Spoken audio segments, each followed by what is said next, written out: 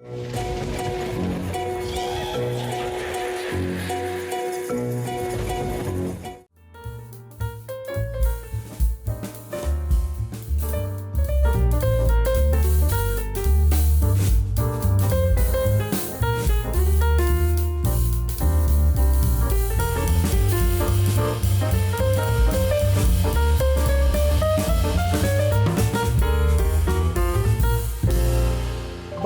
et bienvenue à une autre rencontre.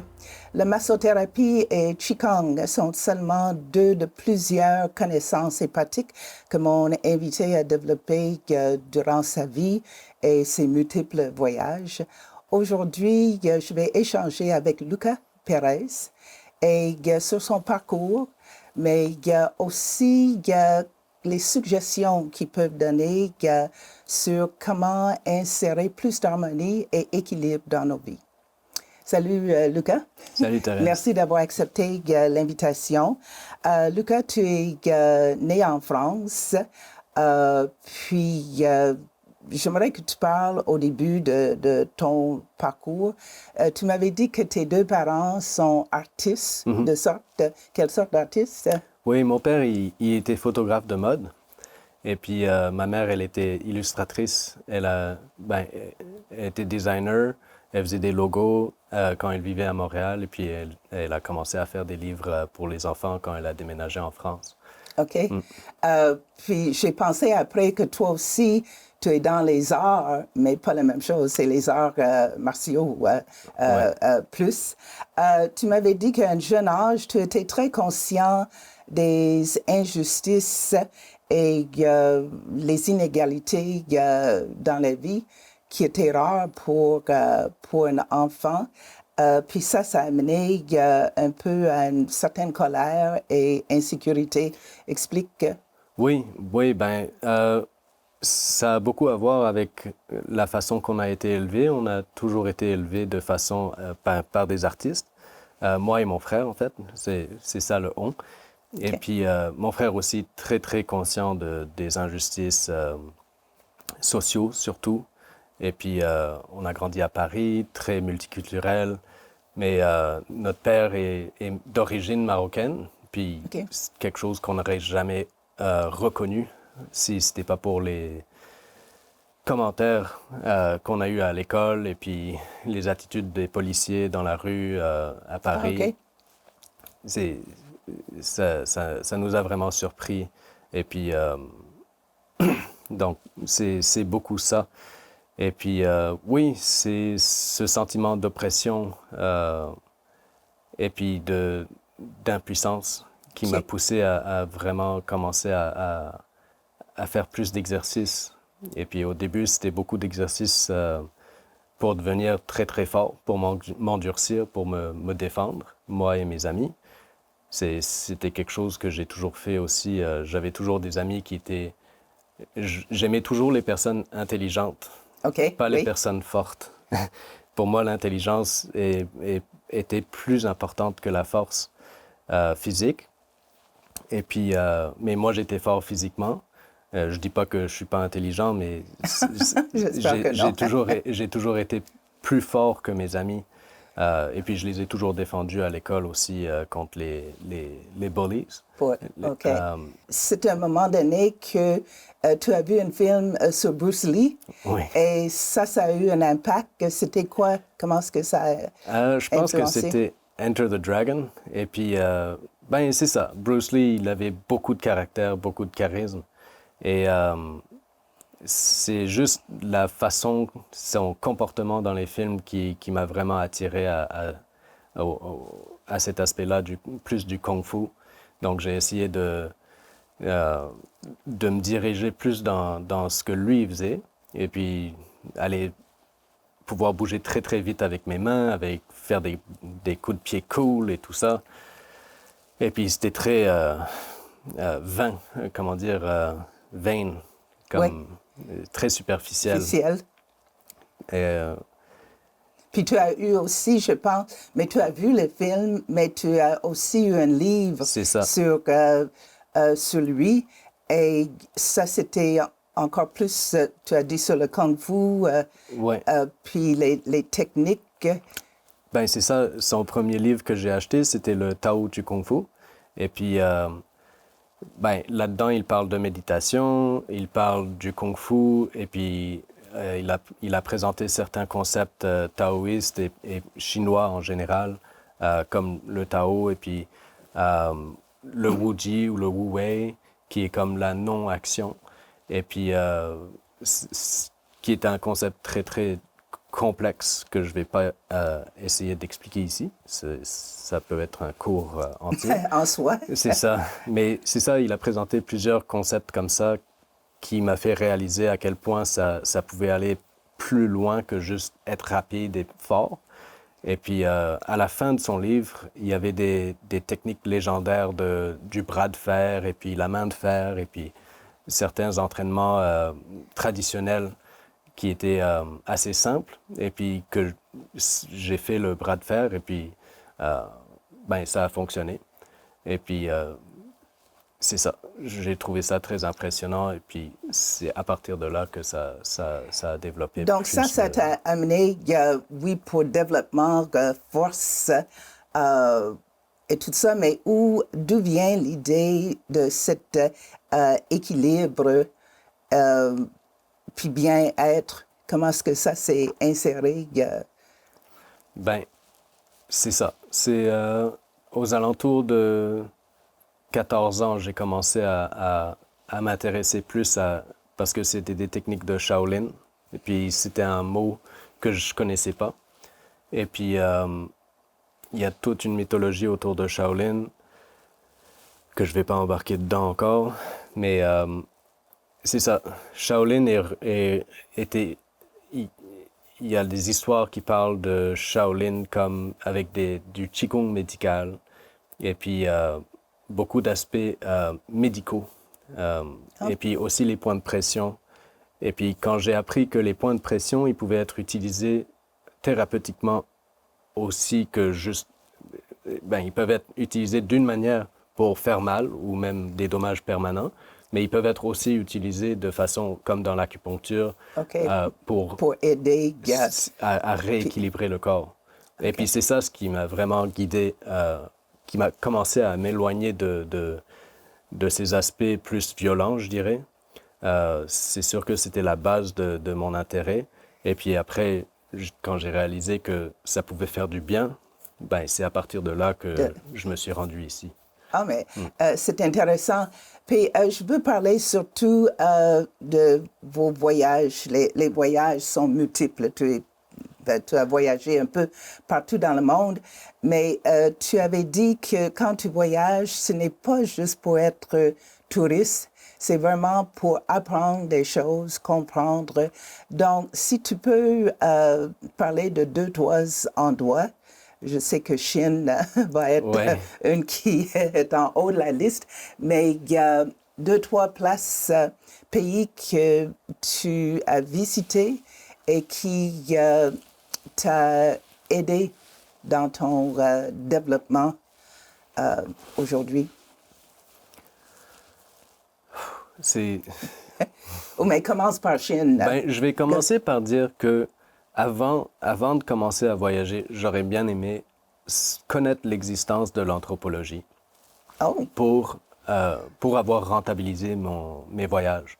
Parce que moi, j'ai voyagé en tant qu'humain pour me démontrer en tant qu'humain et pour apprendre comment les autres gens y vivaient, qui vivaient pas à Paris. Parce que à Paris, ben, les Parisiens, ils sont réputés pour se plaindre et puis être désagréables. Et puis c'est juste une culture, il faut le comprendre. Et puis il y a beaucoup d'humour là-dedans. Et puis apprendre à prendre les choses à la légère. Donc il y a vraiment beaucoup de beauté dans la culture aussi, mais c'est très compliqué. Et puis pour quelqu'un d'une origine artistique et sensible et multiculturelle comme moi, c'était très difficile d'embarquer dans ce monde-là. Et puis, la première place où j'ai voyagé seul avec mon frère, c'était en Ouganda. Oui. Et puis, on est allé pour faire aidé à construire une école primaire dans un petit village avec une association qu'il avait rencontrée quelques années avant, une association chrétienne. Et puis, ben oui, c'est ça. Moi, Et qu'est-ce que tu as appris dans ce voyage-là? Comment est-ce que ça t'a aidé à développer? ben, j'ai appris que j'aimerais vivre en Ouganda si c'était pas pour les politiques et puis pour les maladies. Ah Ouais. oui. Mais j'ai vraiment aimé les gens, l'attitude. C'est ça. Quand on commence à parler des politiques n'importe où, je pense que ça devient très, très compliqué. Mais tu aimais la façon que les gens vivaient leur attitude face à la vie, la simplicité. C'est toujours simple sur la surface. Et puis, quand on est là pour peu de temps, on n'a pas le temps de voir la complexité Oui, ça, des c'est dynamiques sociaux. Plus tard, je commençais à penser plus à notre circonstance et puis avec les gens avec qui on a interagi et puis le monsieur qui nous a hébergés, qui avait une grosse montre en or et puis une Mercedes noire avec les vitres teintées. OK. C'est ça, qui faisait des affaires avec l'Église. Donc, il y a énormément de corruption là-bas que, à 17 ans, je voyais, mais je comprenais pas exactement. Et puis, c'est ça, je comprends toujours pas toute la corruption exactement, mais c'est ça. Ce voyage-là m'a appris que, on va dire ça simplement, l'Ouganda est pas pauvre, elle est exploitée. OK, OK. C'est Donc ça, c'était un début. Un autre voyage? Oui, ben, je vais parler de la Chine parce que ça, c'était mon deuxième voyage. On est allé d'Ouganda, on est allé gagner de l'argent au Canada en plantant des arbres. Et puis après, on est allé passer un an en Chine. Et puis dans une académie Shaolin, en fait. Ça a toujours été dans ce but-là. Et puis, c'est ça. Il y a beaucoup d'émerveillement et puis de désillusionnement aussi, parce que c'était pas un temple, c'était une académie. Nos maîtres, ils étaient élevés dans des temples et puis ils étaient très, très, très, très forts. Puis cette fois-ci, c'était pour des cours que tu as suivi. Oui. Oui, ça, c'était une école, c'était un an d'entraînement intensif. OK. On se réveillait les cours commençaient officiellement à 5 heures du matin et puis finissaient officiellement à 9 heures du soir. C'était vraiment le corps à subir toute une... les 2 premières semaines, personne ne peut monter les escaliers parce que les mollets sont tellement tendus. Et puis, c'était beaucoup on se forçait beaucoup. Mais c'était développement pour le cerveau et aussi pour le corps, pour l'esprit. Ça touchait un peu à tout, j'imagine. Je dois dire que là-bas, c'était vraiment, vraiment beaucoup le corps. Ah oui? Oui, OK. c'était pas beaucoup sur l'esprit du tout. Ah, OK. Les cours de méditation, c'était assieds-toi et tais-toi. Oh, OK. Oui, Okay, mais c'est pas incorrect comme méthode, mais c'était ça. Ils allumaient l'encens, et puis si tu voulais partir, tu pouvais partir. Si tu voulais l'endurer, tu pouvais endurer. C'est toi qui décidais. Mais je pense que tu as retourné aussi parce qu'à un moment donné, tu as appris le chinois. Oui, ça c'était un autre voyage. C'était un autre voyage parce que avec l'intention d'être capable de comprendre mieux les textes, en fait. OK. Parce que j'ai jamais été satisfait avec les traductions des textes chinois. Il y a des textes sur le kung-fu qui sont plus ou moins simples, mais dès qu'on commence à embarquer dans les aspects plus ésotériques, il y a trop de termes qui sont intraduisables. Et puis, même des termes comme le qi, par exemple, en Chine, il y a beaucoup de débats autour depuis 5000 ans. Et ça continue. Et puis, on a traduit ça ici comme énergie, mais c'est trop simpliste. Ça ne se traduit pas, même si ça englobe un aspect d'énergie, c'est pas exactement ça. Et puis juste en disant ça, je vais à l'encontre de beaucoup de croyances des gens ici. Et puis dans le monde même du Qigong. Tu as appris le chinois, mais juste en passant, tu parles combien de langues? Ben, Tu as anglais et connaissance? français, Okay. je les commande bien. Oui. Je parle un petit peu de chinois. Je peux comprendre un petit peu d'espagnol, mais ça vaut même plus la peine de le mentionner. Trop. Parce que j'ai appris l'italien et l'espagnol à l'école, et puis le japonais aussi. Mais c'est tellement loin, c'était en primaire. Et puis, donc, si je vivais au Mexique, je pourrais sûrement me débrouiller au bout d'un mois et demi. OK. Ouais. OK. Une question, ben, je ne sais pas s'il y a un autre pays qui était vraiment important dans ton développement. Ben, ils étaient tous importants. Et puis, c'est sûr que je pourrais parler des pays exotiques, mais les Pays-Bas, c'était tout aussi éducateur pour moi. Et puis, l'Australie. Et puis, je vais pas trop embarquer dans tout ça, mais ouais, Mais ils m'ont tous tu as appris des retiré de choses. quoi chaque place où tu es allé? Et comment, c'est sûr que c'est la question que tout le monde se pose, comment est-ce que Luca est arrivé à Tepper Mines? Ben, c'était pendant le COVID, je vivais à Montréal. En OK. fait, en 2018, j'étais en Chine. Et puis, je devais retourner en Chine. Ben, je devais rester en Chine, en fait. Euh, et puis, en 2019, j'ai dit à ma communauté là-bas que je devais retourner au Canada pour gagner de l'argent et puis pour y retourner après. Parce qu'ils n'étaient pas capables de me payer suffisamment pour que je survive. Et puis, même s'ils me fournissaient beaucoup de choses, j'avais encore des dettes ici et puis je voulais clairer mes dettes, etc. Donc, je suis revenu et puis j'ai travaillé et puis j'ai gagné de l'argent et le COVID est arrivé. Et puis, de Chine. Et ça a été impossible de retourner pendant le COVID. Et puis, pendant ce temps-là, j'ai continué à travailler à Montréal. Ben, il y avait un long moment où je ne pouvais pas travailler comme la majorité des gens. Et puis, j'ai rencontré ma conjointe maintenant, OK. ouais, présente.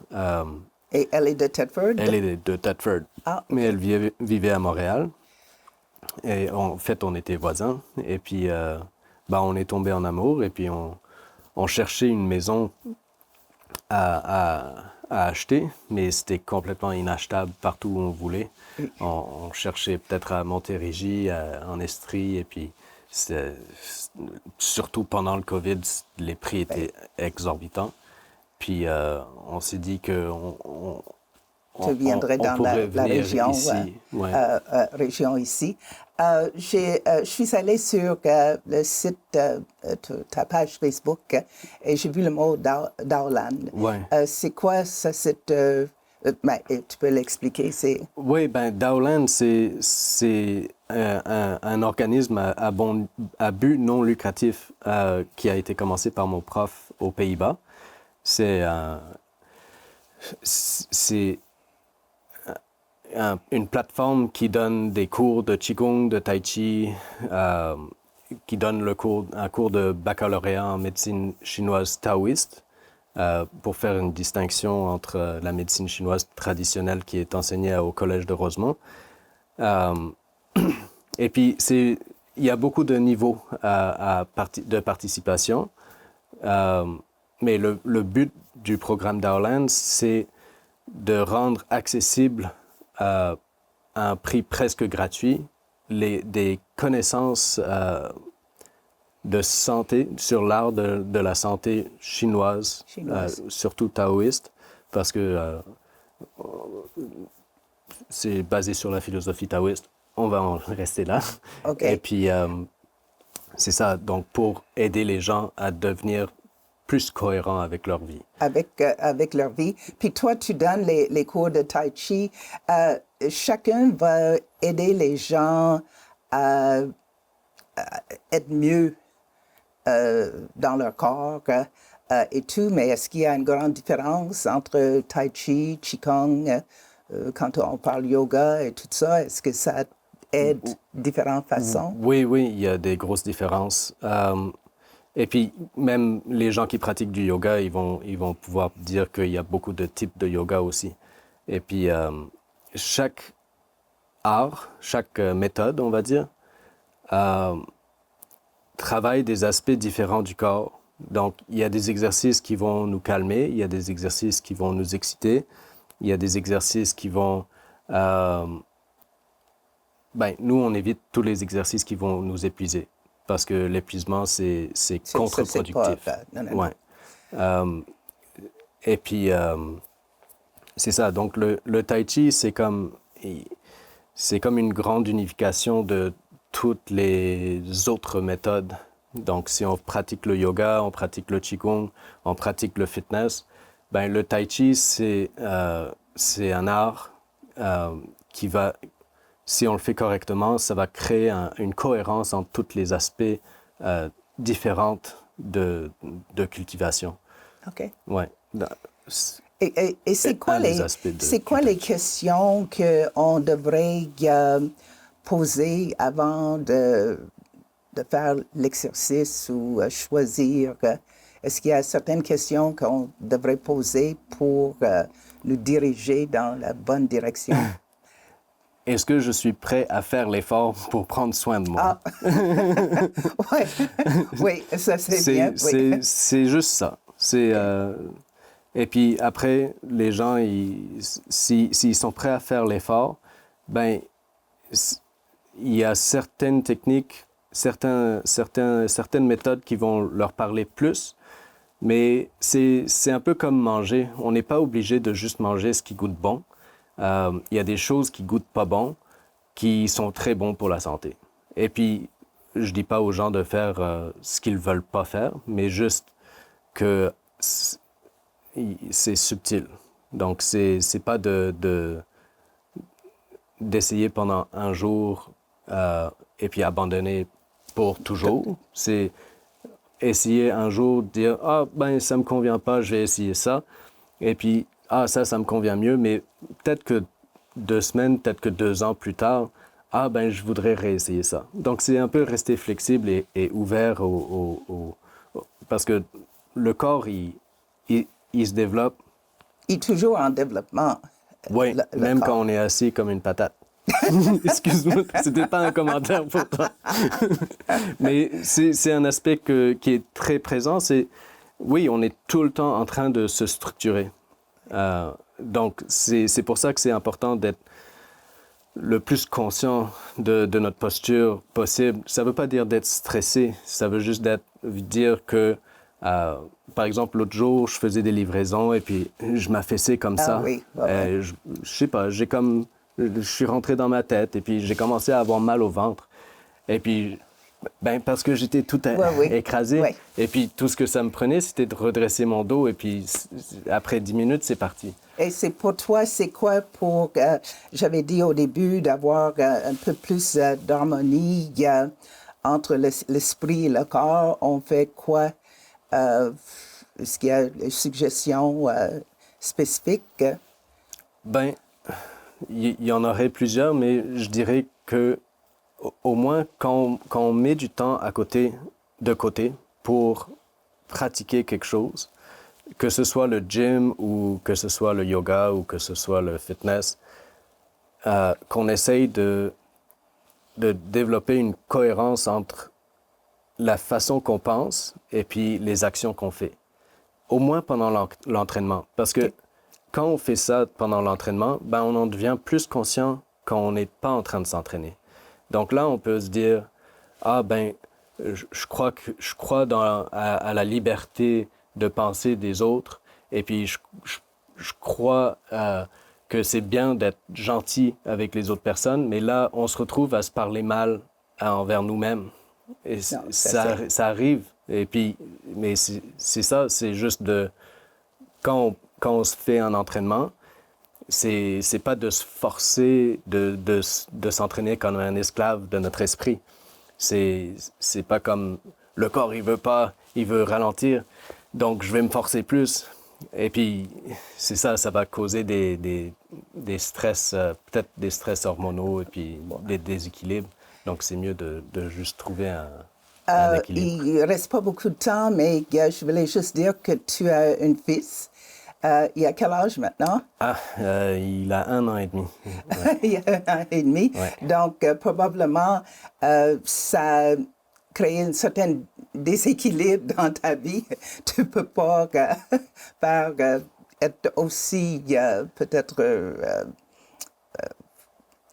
tu ne peux pas pratiquer tes affaires autant que tu voulais, parce que lui, il occupe beaucoup. C'est quoi que tu veux transmettre à ton fils? C'est quoi le message en grandissant que tu veux transmettre à lui? Ah, ben, qu'il faut faire des efforts. Je lui dis souvent qu'il faut être prudent et courageux en même temps. OK. Ouais. Donc, parce que je veux qu'il soit capable de prendre des risques, mais pas des risques stupides. Ouais. Pour le moment, j'en suis à là avec lui. Puis je le pousse à faire des efforts physiques beaucoup. Ah oui? Ben, je le pousse pas, mais je l'encourage. Okay. On a une colline juste à côté de la maison. Okay. Puis je pense à 8 mois, j'ai commencé à... Il neigeait encore.